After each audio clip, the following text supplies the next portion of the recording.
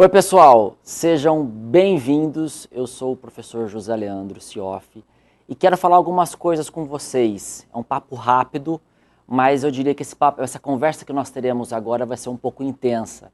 Eu quero desenvolver junto de vocês algumas reflexões que são importantes para a nossa vida pessoal, inclusive, e como isso vai se refletir na nossa vida profissional. Na verdade, a ideia desse bate-papo, a ideia dessa conversa, é para a gente desenvolver um pouco de senso crítico e para a gente conseguir perceber se nós temos sensibilidade suficiente para perceber algumas movimentações, algumas transformações que estão ocorrendo no mundo ao nosso redor. Nós que desde pequenos nós somos criados, às vezes até mimados pelos nossos pais, já começamos a assistir TV logo cedo, já estamos em contato com diversos canais de comunicação já vão nos atingindo. Enfim, nós que começamos a ler gibi, depois a gente começa a ler alguns livros infantis, depois a gente começa a mudar um pouco os nossos hábitos de leitura. Nós que com o passar do tempo até perdemos um pouco esse hábito de leitura, porque assistir é muito mais interessante às vezes do que ler, porque assistir às vezes é menos cansativo. Vejam bem, quando nós estamos assistindo alguma coisa, a nossa mente consegue até entrar em stand-by. Quem de vocês não estava assistindo televisão em algum momento, de repente alguém te cutuca e você nem percebe? É diferente quando nós estamos lendo, quando a gente até muda de cenário quando nós estamos lendo, mas a nossa capacidade, a nossa habilidade de concentração e de raciocínio, a nossa cognição, ela é muito mais bem trabalhada quando nós estamos lendo. E aí? Eu leio muito mais do que assisto, e aquilo que eu assisto efetivamente, será que tem contribuído para o meu crescimento pessoal, meu crescimento enquanto ser humano e para o meu crescimento enquanto profissional? E aquilo que eu leio, eu li jornal essa semana?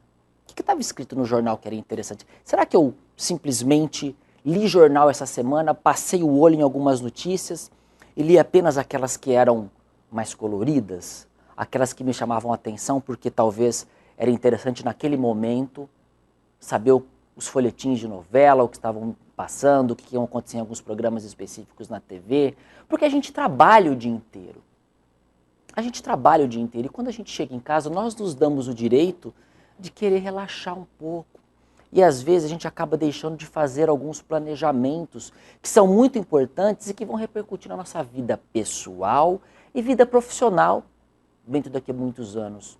Então, essas reflexões que nós faremos hoje vão nos fazer pensar, vão nos fazer responder a seguinte questão: você está no comando? E como isso reflete o seu mercado profissional específico? Porque a nossa vida pessoal é muito importante, mas a nossa vida profissional, ela vai com certeza respingar na nossa vida pessoal. Quais são as suas metas de curto prazo? O que você pretende fazer até o final deste ano? O que você pretende fazer daqui 5 anos? O que você vai querer estar fazendo daqui 10 anos? Qual é a sua meta para si? Você vai querer ter filhos?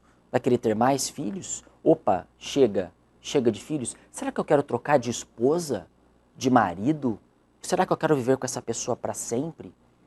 Como que essas perguntas acabam se relacionando? Todas elas fazem parte de esferas diferentes da nossa vida. E nós estamos disponíveis a tantas informações e muitas vezes não sabemos o que fazer com elas. Nós vamos crescendo e vamos perdendo, eu falo nós, não vocês, nós vamos crescendo e vamos muitas vezes perdendo a nossa habilidade de realizar um raciocínio analítico, de nos ver enquanto indivíduo e me relacionar com todas as esferas da minha vida. Esse como um todo é uma expressão muito clichê, mas como você se vê como um todo? Como você está inserido no seu meio? Então, olha só, a gente vai falar um pouquinho sobre isso e vamos chegar no papel da contabilidade. Eu quero falar um pouco para vocês sobre as minhas percepções particulares e profissionais sobre um curso denominado Ciências Contábeis. Eu me recordo muito bem quando eu era, não faz muito tempo, tá? Prometo a vocês, quando eu estava fazendo algumas orientações profissionais. Na verdade, eram testes de vocação. testes vocacionais. Esses testes existem em vários momentos da nossa vida. Muita gente acha que os testes vocacionais ocorrem simplesmente quando você está no colegial, quando você está terminando o ginásio. Mas o teste vocacional precisa ser respondido por vocês e por mim todos os dias. Qual é a minha profissão? Qual é a minha vocação? E a gente vai acabando, a nossa meta também é derrubar alguns clichês que existem por aí. Sabe por quê? Eu já li muitas frases que diziam mais ou menos assim: olha, eu faço o que eu gosto e ainda me pagam por isso. Eu tenho o emprego dos meus sonhos. Quem tem esse emprego? O Pelé? Quem tem esse emprego? O Neymar? Quem tem esse emprego? A Dilma Rousseff? Você? Claro que em tempo algum eu contestaria essas pessoas, esses artistas, alguns deles celebridades. Acho até que vale muito a pena fazer o que eles fazem. E se eu tivesse o dom de muito, certamente estaria fazendo. Mas o fato é que para você jogar futebol, você precisa acordar cedo todos os dias, precisa fazer alongamento. A torcida fica na sua orelha o tempo inteiro. Se você joga bem, você é Deus. Mas se você joga mal, você é demonizado. Você não serve mais para o clube. Tanto isso é verdade que nós vivemos uma ciranda de personagens pulando de um time para o outro. Vamos falar de futebol, por que não? Eu torço para o Palmeiras. Claro que eu não quero fazer disso uma discussão neste momento, mas eu me lembro de que há muitos anos atrás eu sabia escalar o time do Palmeiras. Hoje você consegue escalar o time do São Paulo, escalar o time do Corinthians, escalar o time do Grêmio, do Vasco, por algumas semanas, por alguns meses. Porque esse time está em efervescência. E aquela personalidade daquele time que você torce para que faça gols, de repente está jogando num outro time e fazendo gols contra o seu. E o que isso tem a ver com as nossas discussões de hoje? Eu vou mostrar para vocês, com o passar desses slides, que isso se relaciona e se relaciona muito com o que nós estamos vivendo. Nós precisamos desenvolver a nossa sensibilidade para perceber. E quando eu estava fazendo meu teste vocacional, calma, não estou fazendo tantas digressões assim, eu me lembro que eu queria ser astronauta. É muito legal ser astronauta. Eu cheguei a pensar em ser político, porque, na verdade, nesse nosso país, a política tem se tornado não somente um meio, mas também um fim. Eu gostaria de ser uma celebridade de televisão. Quem nunca pensou em trabalhar no Big Brother Brasil? Isso é uma vida interessante, no mínimo, mas até quando? Será que isso não seria volátil, efêmero? E depois? E depois? Quais são os riscos com os quais eu preciso lidar? Então eu comecei a assistir algumas palestras. E fui em grandes universidades do Brasil que generosamente forneciam esse tipo de orientação vocacional. Li um pouco sobre economia, achei sensacional, gostei de administração, mas eu gostava de biológicas, achava a medicina muito interessante. Pensei em prestar relações internacionais, relações públicas. Notem que a nossa mente é híbrida. Nós achamos que conseguimos e muitas vezes nós conseguimos fazer coisas muito diferentes, só que em alguns momentos nós não estamos preparados para a realidade, nós não estamos preparados para tomar decisões. E nós tomamos decisões muito cedo. Essa é a verdade. Nós tomamos decisões muito cedo e ao longo de nossa vida nós vamos tomando uma série de outras decisões que nos impedem, às vezes, de corrigir decisões tomadas lá no passado.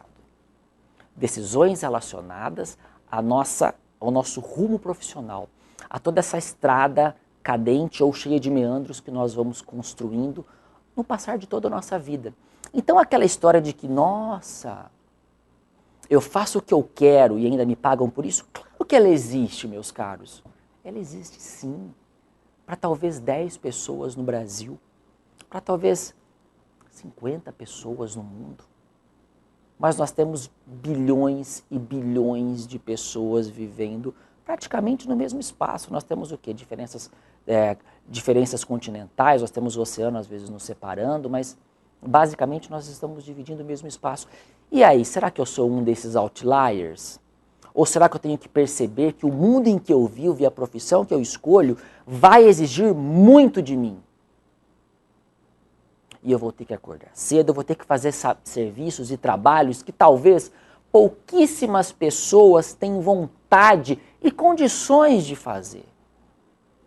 E eu vou fazer, porque eu tenho condições de estudar, condições de ter o máximo de conhecimento para desempenhar essas tarefas e vou cobrar caro por isso.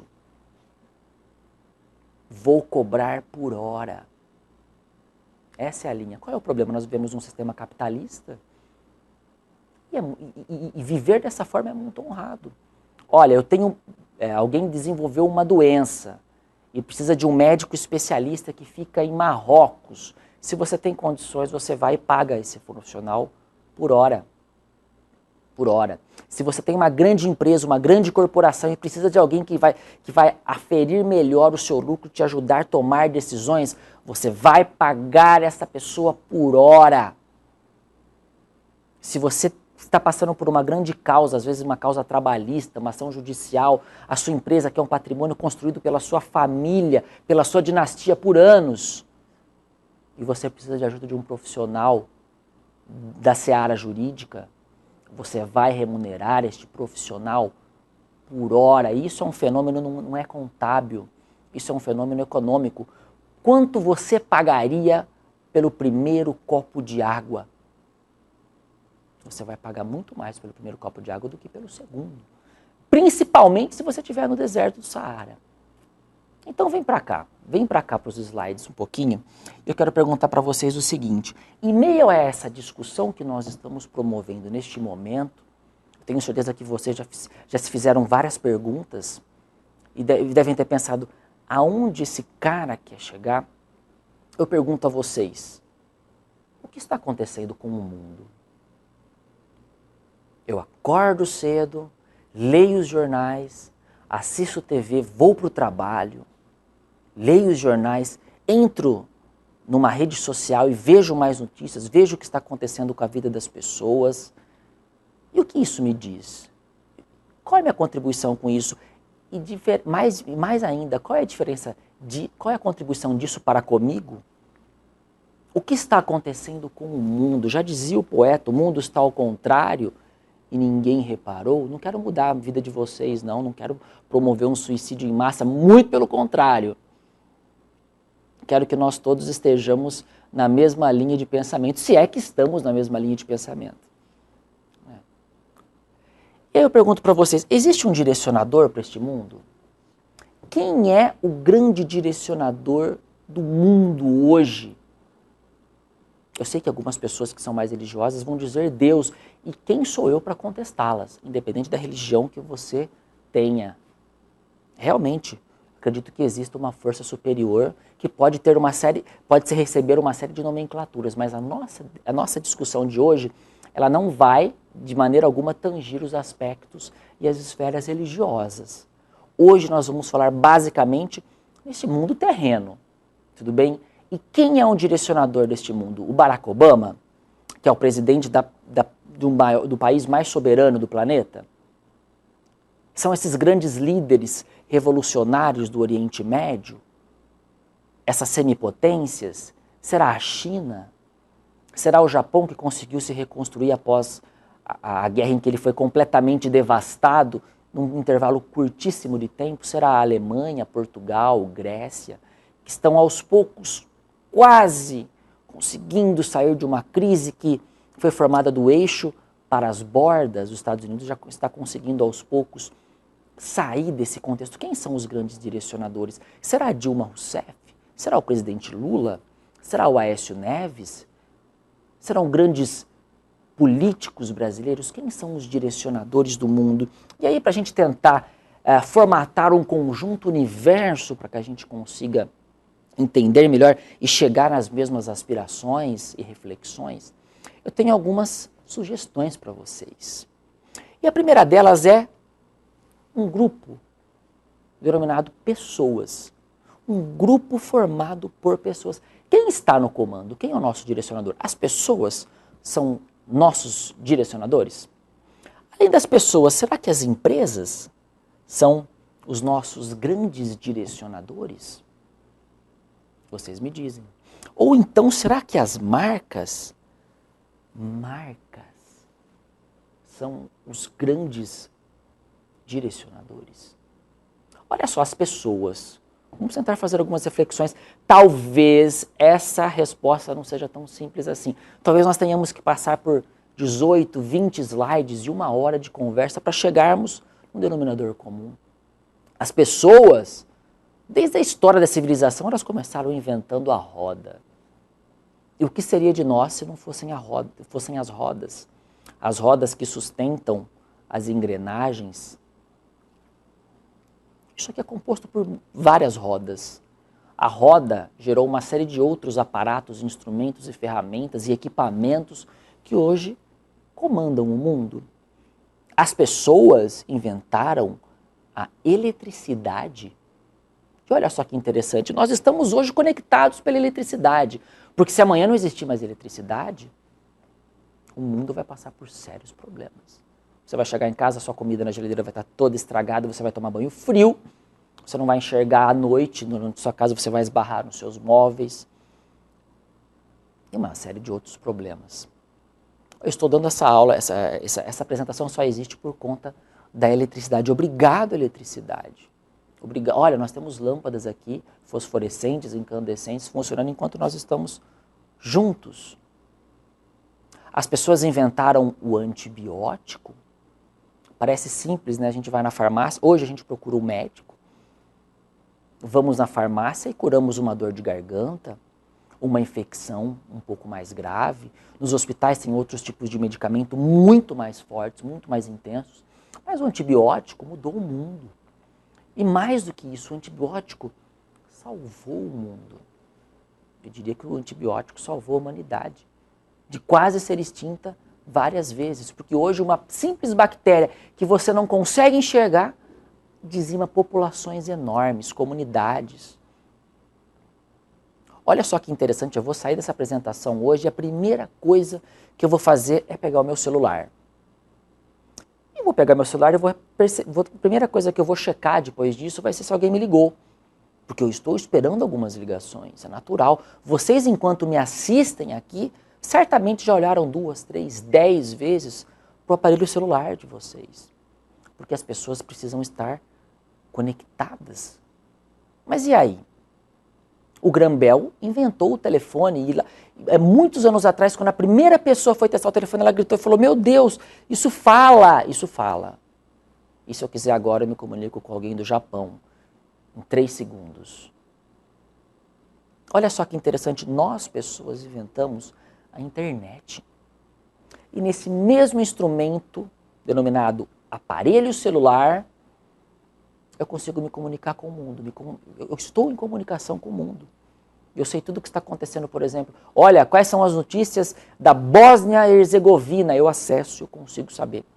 Questão de segundos. Se eu pedir para o pessoal do estúdio que está aqui me acompanhando, pessoal, quais foram as últimas 10 notícias de todos os países da América do Sul? Com certeza eles vão acessar o Google e vão me passar todas as informações. Vocês querem? A gente fala agora quais são as últimas notícias que estão acontecendo no mundo. Nós conseguimos, inclusive, a visualizar isso em tempo real. Se eu quero saber o endereço hoje, eu acesso o Google, Street View, e eu vejo a minha casa, a piscina que tem na minha casa, pelo Google. Eles já fotografaram. É fácil. Então, olha só, as pessoas foram responsáveis por uma série de transformações na humanidade. E olha só, e as empresas? As empresas têm que tipo de... Qual é o comportamento das empresas para conosco? Qual é o comportamento que as marcas têm conosco? Olha que interessante, há muito tempo atrás eu ouvi uma frase de que falava que nós éramos grandes outdoors. Hoje eu estou usando uma calça de uma marca, uma camisa de outra marca, um blazer de uma marca. Uma empresa fez um flagzinho aqui de uma marca, ela registrou uma marca aqui nesse instrumento que vocês não estão enxergando. Os teleprompts que estão me mostrando o meu retorno da minha imagem, a câmera que está aqui diante de mim, tem marcas. Nós acordamos todos os dias de manhã, lavamos o rosto e usamos um sabonete qualquer, Dove, Lux, põe um sapato Ferratini, pega o meu Gol da Volkswagen e venho trabalhar. As marcas estão em todos os lugares, assim como as empresas. Inclusive, nós temos marcas nos medicamentos que foram criados pelas pessoas. Essa eletricidade que chega até nós tem uma marca, é CEMIG, é CPFL, é Eletropaulo. Representam marcas que estão relacionadas a empresas. Nós que inventamos, talvez, ou que podemos inventar, perdão, a cura da AIDS, que é uma doença que ainda assola a humanidade. Há muitos anos atrás a pessoa tinha AIDS e morria em 2 anos, 3 anos. Nós perdemos grandes artistas por conta da AIDS, Freddie Mercury, Cazuza, etc. Hoje uma pessoa tem AIDS, ela vive 20 anos e morre de outra coisa. Olha só, mas será que nós temos um medicamento contra a AIDS? Nós só teremos acesso ao medicamento contra a AIDS, nós só teremos acesso ao medicamento contra o câncer se alguém disser que ele é economicamente viável. Há quem diga que existem medicamentos que já curam uma série de doenças, doenças até que nós não conhecemos, mas que ainda não estão no mercado, simplesmente porque não há uma pesquisa que comprove ou ninguém disse que ele é rentável o suficiente para ser inserido no mercado. Nós inventamos um combustível muito mais barato do que a gasolina, limpo. Vai trazer uma série de benefícios para as pessoas, uma série de benefícios para a humanidade, para o meio ambiente, mas se ele não for viável e se ele simplesmente ofender, ferir, onerar setores de onerar grandes lobistas de outros combustíveis, eu tenho medo de ser assassinado. Não estou exagerando. Sabe por quê? Porque nem sempre o que é bom para a humanidade é bom para alguns grupos controladores das decisões que nós tomamos no mundo. Não quero chocá-los, eu só quero, junto de vocês, fazer algumas reflexões. Então nós estamos rodeados de marcas, nós estamos rodeados de empresas, mas quem está no comando? Quem está no comando? As marcas, as empresas ou as pessoas? Eu quero uma resposta só. As pessoas são talentos. Nós somos talentos. E esses talentos, eles vão produzir ideias. Vão produzir ideias e vão consumir ideias. Porque ao mesmo tempo em que eu tenho uma grande ideia, eu transformo isso num produto que será gerido por uma empresa e que terá uma marca que vai ser adquirido por uma outra pessoa que também é o talento, mas que consome essa ideia. Eu vou no supermercado e quero comer um cookie, quero comer uma bolacha cream cracker. Vou lá, olha, essa bolacha é boa. Ops, é da Kraft Foods. Vou lá nessa bolacha, ah, não, essa aqui é melhor ainda. Ops, é da Kraft Foods. Vou lá, é da Nestlé. Aí essa aqui é da Nestlé. Então as pessoas que foram contratadas pelas empresas, tiveram ideias, estão produzindo e outras pessoas do outro lado estão consumindo. Nós fechamos o elo. Tá? Então as pessoas são elementos, são talentos que fazem forças dos dois lados, criando, consumindo e aqui no meio inclusive operando. Tá? As marcas se tornaram ferramentas. As marcas têm uma série de estratégias diferentes para atingir um público-alvo específico. Eu sou um executivo e compro caneta para assinar os meus contratos, para colocar no bolso do meu paletó e minha caneta é Bic. Eu pago R$2, vem 2.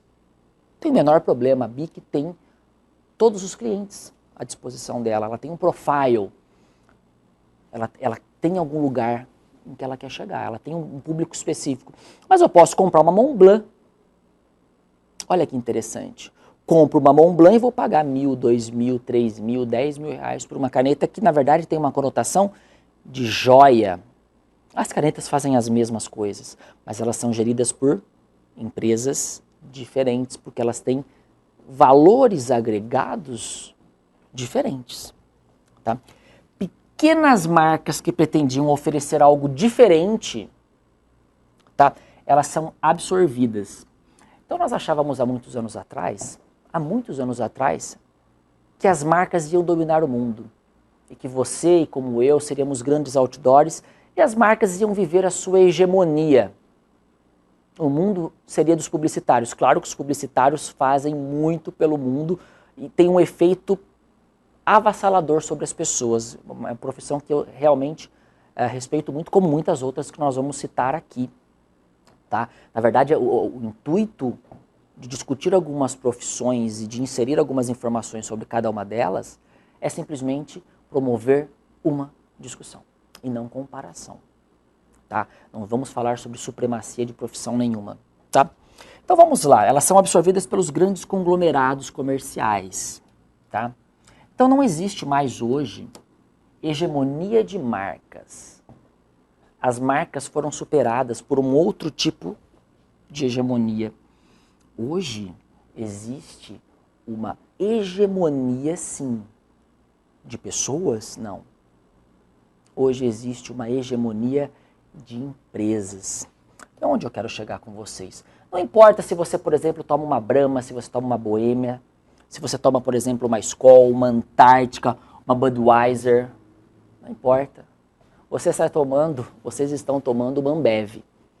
Ah, mas eu quero pagar mais barato da minha cerveja, eu quero pagar um pouquinho mais caro, porque eu acredito que a cerveja desta marca, ela tem uma fragrância diferente, um odor diferente, ela tem uma textura diferente, um sabor diferente, umas são mais amargas, outras são mais leves. Então eu compro Boêmia, que é mais forte. Não, eu gosto de Skol, porque desce redondo, é mais gostoso, eu tomo muito mais Skol durante um churrasco. Ah, não, mas eu quero Antártica, porque a Antártica dá aquela ardidinha na garganta quando a gente toma. Enfim, mas eu não tomo tal marca porque não me faz muito bem. Olha a hegemonia das marcas, mas mais do que isso, a hegemonia das empresas. Quem controla tudo isso é a Ambev. Então, se você deixar de comprar Antártica para comprar Brahma, se você deixar de comprar Brahma para comprar Skol, você da mesma forma está trazendo valor, trazendo lucratividade para o mesmo grupo de empresas, chamado Ambev. Olha só, não importa se você gosta, por exemplo, da Hellmann's, se você acha que a Hellmann's é verdadeira maionese, se você consome sorvetes daqui bom, se você usa amaciante Comfort, se você usa amaciante Fofo, Minerva, Omo, se você toma banho com Dove, com Gessi, com Lux, não importa. Você é cliente da Unilever. Você pode trocar de marcas, mas às vezes você não consegue trocar de empresa. Por isso que se fala muito sobre o papel do CAD no Brasil, sobre a formação, ainda que tácita, de monopólios internacionais, inclusive. Não importa se você acessa o Google, o YouTube, o Gmail, o Orkut, você é um cliente da Google. Não, até outro dia, inclusive a Google até um tempo atrás era dona inclusive da Motorola, comprou e vendeu. Você usa o Facebook, o WhatsApp, todas do mesmo dono. Snapshot, tá para ser comprado também, enfim. Então olha só que interessante. Essas empresas, na verdade o mundo, né? Vamos falar um pouco de mundo. O mundo é controlado por poucas empresas, poucos grupos. Existe um conglomerado de empresas que dominam praticamente o mundo todo. Tudo aquilo que você compra, tudo aquilo que tem relacionamento direto ou indireto com você, que vai muito além das marcas. Você hoje não é um instrumento das marcas, você é hoje um instrumento das empresas. E se não tiver uma empresa que compre a sua ideia, você deixa de existir. Ah, não, mas existem grandes políticos e eles são pessoas e eles comandam. Comandam nada. Nos bastidores disso tem grandes empresas tomando grandes decisões. Tudo bem? Hoje uma marca que você aprecia muito deixa de existir por uma decisão corporativa. Do nada. Hoje um programa de televisão que você gosta muito, um canal de televisão deixa de existir por uma decisão corporativa. A MTV é uma grande marca brasileira e deixou de existir por uma decisão mercadológica e corporativa. A partir do momento em que você não tem mais receitas que despesas, você não existe mais. Ponto. Então nós já estamos começando a falar sobre alguns conceitos contábeis. Olha só, a grande maioria dos produtos que são consumidos são controlados por absolutas 10 empresas no planeta. Essa frase não é minha, tá? Depois eu tenho todos os links de referências para colocar à disposição de vocês. As empresas, nesse processo de hegemonia que nós estamos vivendo, estão, olha só que interessante, engolindo umas às outras. Nós engolimos as pessoas, nós engolimos as marcas e agora nós, empresas, estamos engolindo umas às outras. O processo não parou, o processo não está consolidado. Olha só que interessante, a Suíça, Nestlé, comprou em 2002 a Chocolates Garoto. Tá bom? Olha só, a Fiat é controladora da Ferrari e da Chrysler. Tá bom? Em 2012, a Ipioca, que é uma grande marca brasileira, de um grande produto brasileiro, foi vendida para a Smirnoff, que também produz o Johnny Walker. Olha só que interessante, Burger King, grande concorrente do McDonald's, é controlado por um grupo brasileiro, a 3G Capital, ou 3G Capital, tá? Em 2010, que também controla a Ambev, que tem relacionamento com a Ambev. Interessantíssimo isso. Então, olha só, por trás de toda essa miríade de corporações, por trás de todo esse conglomerado de empresas, o que se tem? Nós temos o quê? Corporações, equipes, gestores, gerentes, presidentes, Chief Executive Officers, são os famosos CEOs, que estão tomando decisões de entrar em países, de sair de países, de acrescentar, inserir novos produtos e de tirar produtos, criar novas marcas, apagar grandes marcas. Uma empresa toma as decisões do seu time de futebol. Até profissionais autônomos se tornam empresas. Hoje você tem um grande médico que se associa a outros médicos e passam a constituir uma clínica. Nós vivemos num ambiente empresarial. Tá? Então, olha só, nós temos uma série de pessoas, de equipes, dentro de cada uma dessas corporações, pessoas de nível um pouco mais baixo, nível baixo no sentido cognitivo, de acesso a conhecimento, tem as pessoas que fazem tarefas mais operacionais, como sempre, e também temos as pessoas que têm uma participação mais efetiva, que tomam decisões de curto e longo prazo, que têm mais acesso a uma série de conhecimentos, a outras áreas, têm expertise, né, têm know-how sobre aquilo, e que vão tomar efetivamente grandes decisões nessas empresas. Então, olha só, existem pessoas nessas empresas. Ah, mas então, Zé Leandro, as pessoas são mais importantes? Não são mais importantes. O mais importante é a empresa, porque se amanhã uma pessoa pode ser substituída de qualquer empresa. Eu estou numa empresa, vou para outra, acabou, não sou insubstituível. Ah, mas tiraram um presidente dessa empresa, passou a ser outro. Não importa.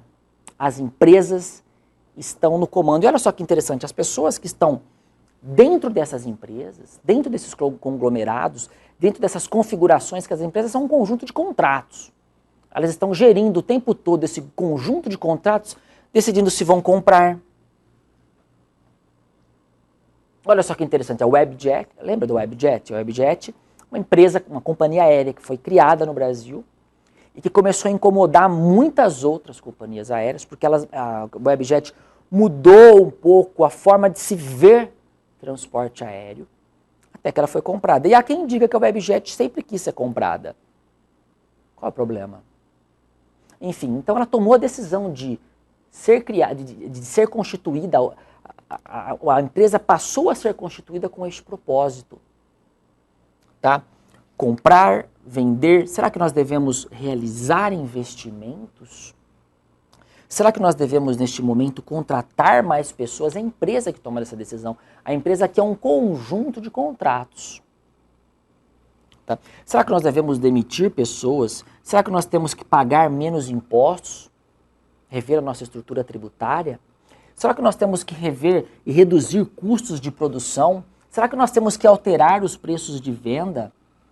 Será que nós temos que fazer mais pesquisas, menos pesquisas? Será que nós temos que ingressar em novos mercados e analisar culturas diferentes para tentar embutir o nosso produto, a nossa marca ou qualquer outra marca que nós devamos ter? Olha só, será que nós devemos sair dos mercados? As empresas tomam estas decisões. Isso tudo, comprar, vender, investir, desinvestir, pagar mais, pagar menos, cobrar mais, cobrar menos, se chama gestão. Este processo, alguém está gerindo isso, alguém está administrando isso. Nós estamos em meio a um processo de gestão corporativa. E olha só que interessante, quando nós estamos falando de gestão, nós estamos gerindo processos que são endógenos e exógenos, processos que são internos, processos que são externos. Olha só, vamos lá aqui. Eu tenho metodologias de gestão que são diferentes e tenho também normatizações diferentes. Eu posso determinar, uma empresa pode determinar a sua política de contratação, as características físicas e outros conceitos do seu produto, logística, cadeia, verticalização, horizontalização.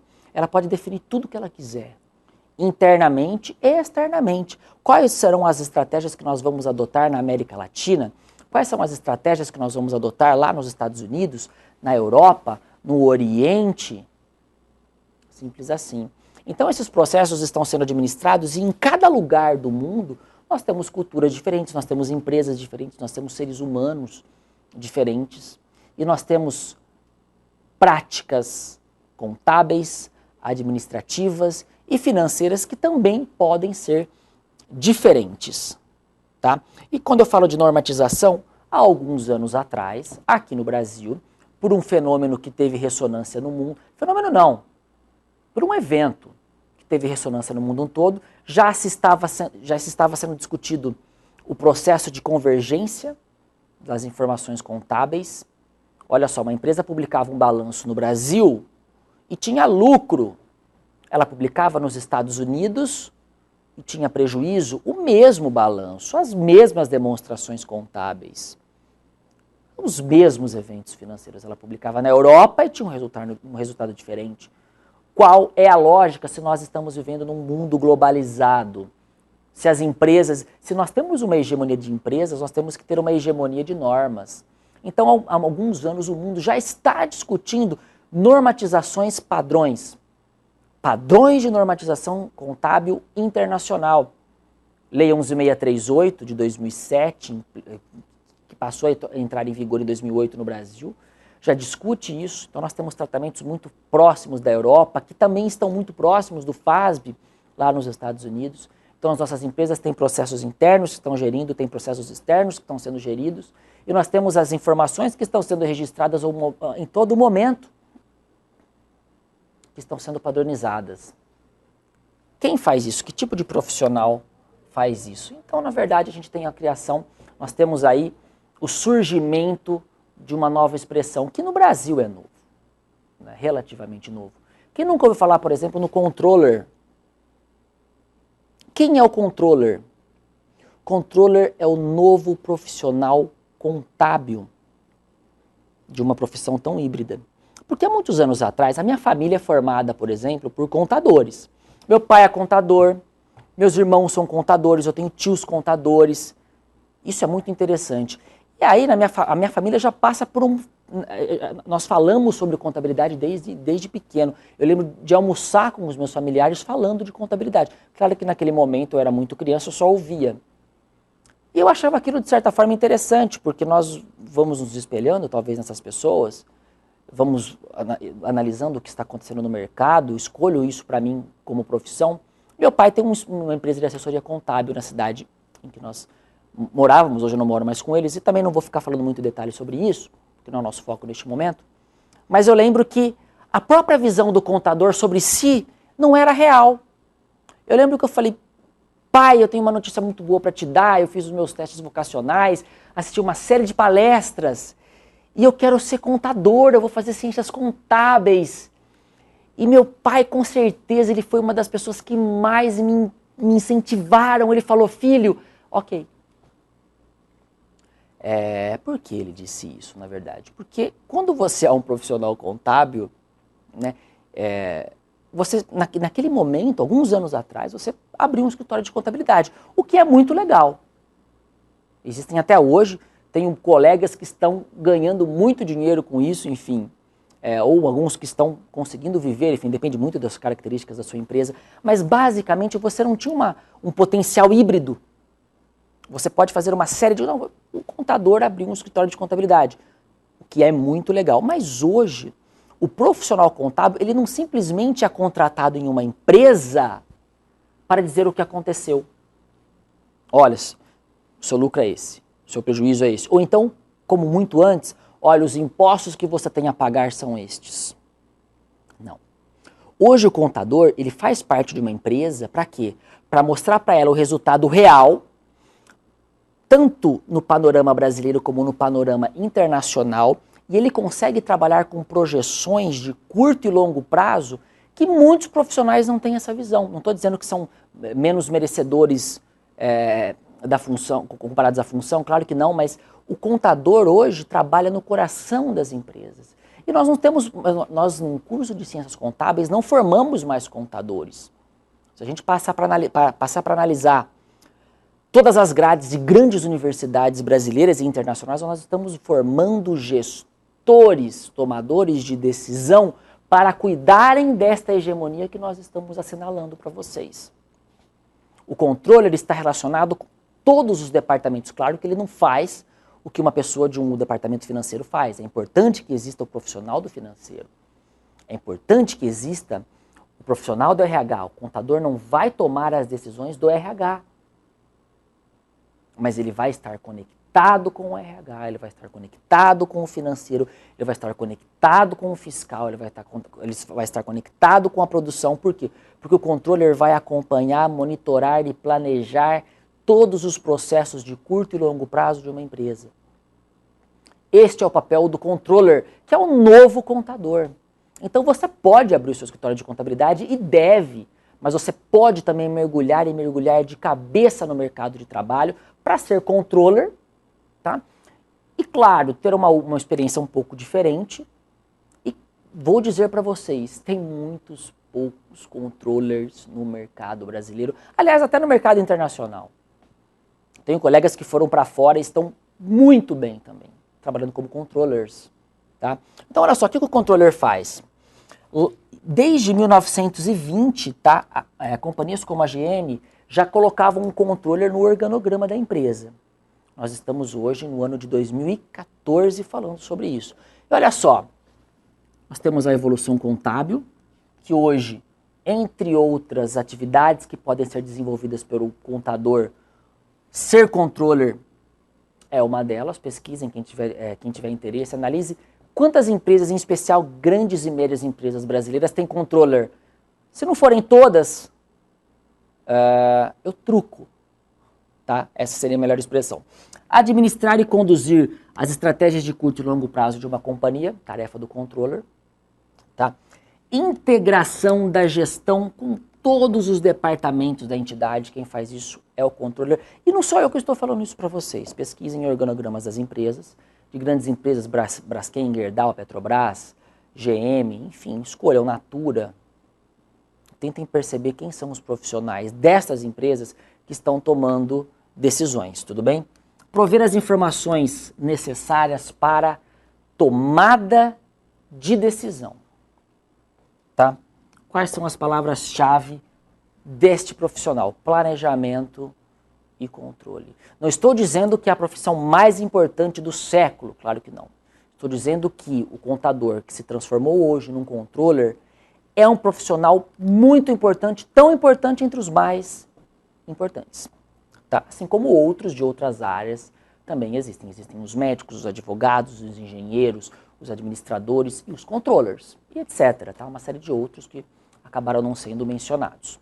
Tudo bem? Vamos continuar aqui as nossas discussões. Olha só que interessante. Então nós temos uma convergência das demonstrações contábeis no mundo todo. Uma empresa começou pequenininha, ela cresceu, tem várias filiais no Brasil, vai ter filiais em outros países. E olha que interessante, quem vai cuidar da gestão de toda essa informação? O controller. Quem vai tomar, claro, o controller e sua equipe, enfim. Quem vai tomar conta desses registros e fazer com que as operações dessa empresa sejam registradas com base no cenário econômico mais realista possível para a tomada de decisão? O controller. BR GAAP, Estados Unidos. IFRS, nós temos lá na Europa um tipo de padronização, tá? Que é o IASB. Nós temos o FASB norte-americano, que já estão se convergindo, e temos as normas brasileiras que estão muito próximas da Europa, que estão muito próximas dos Estados Unidos. Quem faz isso tudo é o controller. Tá? Olha só que interessante, contexto. Pleno processo de convergência das normas internacionais desde 2007, acabamos de dizer isso. O que mais? Empresas precisam de profissionais que estruturem, que interpretem as demonstrações financeiras brasileiras e internacionais. Tem poucos que fazem isso. Ah, mas eu não gosto disso. Tudo bem, mas você pode passar a gostar. Analise. Será que todas as pessoas que jogam futebol gostam? Será que todos os advogados amam a sua profissão? Os engenheiros? E mais do que isso, eu não estou dizendo para vocês fazerem o que vocês não gostam. Estou dizendo que em qualquer carreira que vocês escolherem, vocês terão alguns meandros, alguns obstáculos. Campo aberto e carente deste tipo de profissional no Brasil. Tá? Vamos continuar. Controller e a contabilidade. Segundo Martin, em 2002, essa frase não é minha, lerei inteira. Controladoria deve ser vista como um pináculo da carreira do contador numa empresa e o caminho natural de sua ascensão à direção. Essa frase, portanto, não é minha. Eu concordo. Ou seja, é anacrônico pensar, tá, que os contadores formados somente abrirão um escritório de contabilidade, o que é plausível de ser feito. Tá? Estou dizendo que essa não é somente o único potencial a ser desenvolvido por um contador. Tá? Formar um profissional contábil com habilidade para empreender e gerir empresas de grande porte. Esse é o foco. É disso que as empresas estão precisando. Tá? Vamos mudar aqui os slides. Algumas reportagens para vocês eu acho bem interessantes a gente mencionar, tá? Para a gente refletir. Em 2014, os conceitos de diminuição de custos e agregação de valor vão passar a ser importantes para as empresas. Desta forma, profissões como gerente de Lean Manufacturing e de TI, além de controllers, devem ter grande demanda. Olha só, que mais? Outra matéria. Acompanhando o salto do país, contadores, na verdade isso aqui é mesmo, ganham destaque no mercado não mais como profissionais empregados, encarregados de elaborar registro de balanços, mas como peça-chave em instituições que buscam análises estratégicas, orientações capazes de contextualizar negócios sob diversas óticas e todas pertinentes a competências do contador, mas não restritas a ele. Estou lendo isso aqui porque são reportagens, tá, gente? E aqui tem nós temos as referências. Tudo bem? Época Negócios, peguei algumas na UOL, Business Brasil. Mais algumas reportagens para vocês, só para a gente conseguir ilustrar um pouco sobre o que está sendo falado sobre o profissional contábil. No segmento de finanças, em nível gerencial e em empresas de grande porte, os cargos Regional Controller e Controller são os mais bem remunerados de acordo com o estudo de remuneração 2013-2014 realizado pela Michael Page, que é uma grande empresa internacional que faz esse tipo de levantamento, uma das mais respeitadas. Tá? Entre as profissões em alta foram citadas Controller em São Paulo e Belo Horizonte, Gerente de Produtos em São Paulo, Gerente de Obras, aqui não é o caso, só para a gente mostrar que existem outras profissões também, naturalmente. Tá? Que mais? Gerente de Planejamento Tributário, Curitiba e Porto Alegre. Notem que 99% das profissões que nós temos aqui podem ser desempenhadas pelo contador. Até pelas valências que são desenvolvidas. E olha só que coisa interessante. Nós temos aqui outras atribuições. Então, o controller ou o contador vai ter relacionamento com a esfera contábil, vai ter relacionamento com a esfera fiscal, com a esfera financeira, com a esfera de RH. Ele não vai fazer tudo isso, mas ele vai se relacionar com esse conjunto universo. Olha só, que outras atribuições pode ter o profissional contábil? Ele pode ser auditor de uma empresa privada, ele pode ser auditor da Receita Federal, Ele pode ser um consultor independente, ganhar dinheiro com consultoria, mergulhando, visitando empresas, tomando decisões junto com a empresa, ou sugerindo melhorias organizacionais, departamentais, pode trabalhar até com gestão de algumas características específicas de gestão da organização e planejamento. Tá? Que mais? Ele pode ser o controller, que nós falamos, que é o que está mais em alta desta área. Tá? Ele pode ser o CEO, que é o Chief Executive Officer de uma grande multinacional. Que mais? Ele pode trabalhar com perícias, ele pode trabalhar como docente, como professor, ele pode abrir um escritório de contabilidade, e ele pode desempenhar outras funções na empresa associado a outros departamentos. Tá bom? Ciências humanas. Contabilidade é uma ciência humana, não é uma ciência exata. Algumas pessoas acham que contabilidade é ciência exata. Não. Ciências exatas são matemática, são estatística, são disciplinas que vão trabalhar métodos quantitativos. O contador, a ciência contábil é uma ciência humana. Tá? Olha só que interessante, quais outras valências que são aprendidas num curso de ciências contábeis? Nós vamos aprender macro e microeconomia. Que mais? Contabilidade geral, vamos trabalhar contabilidade intermediária, contabilidade avançada, matemática financeira, vamos trabalhar finanças corporativas, bem interessante também. Vamos falar um pouquinho sobre noções de direito, análise das demonstrações contábeis, perícia e laboratório de perícias, muito interessante. Vamos falar um pouquinho sobre contabilidade pública, contabilidade internacional, vamos falar um pouquinho de auditoria, mercado financeiro, contabilidade bancária, entre outras disciplinas que são trabalhadas num curso de ciências contábeis. Então não é contabilidade, a gente vai ver, claro, muito contabilidade, mas a gente vai pegar emprestado o conceito de várias outras teorias, de várias outras áreas para formar esse profissional. Um profissional híbrido, multivalente, polivalente e mergulhá-lo no mercado. Olha só, essa busca ela não é simples, tá? O objetivo dessa conversa que nós estamos realizando neste momento não é persuadi-los, não é dizer para vocês, olha, se você não sabe exatamente o que busca, busque ciências contábeis. Não. Olha, então se você sabe exatamente o que você busca, mude de ideia e venha para ciências contábeis. Não. O objetivo dessa conversa é mostrar para vocês as transformações que estão acontecendo no mundo e tentar jogar algumas informações que vão gerar, como eu disse no começo dessa apresentação, algumas reflexões para nós tomarmos decisões sobre a nossa vida, em especial profissional. Tem muitas profissões precisando de vocês.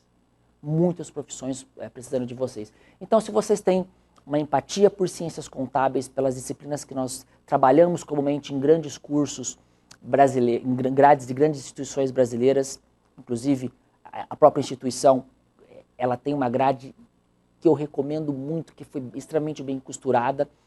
Enfim, que mais?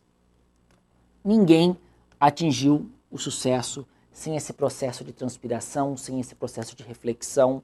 A ideia é, se você se familiariza com estes conceitos, se você se familiariza com essa ideia, este campo precisa de você. Tudo bem? Então, olha só, faça uma reflexão, pense bem e reflita. Só mais uma coisa? Você está no comando? Até mais, gente. Tchau, tchau.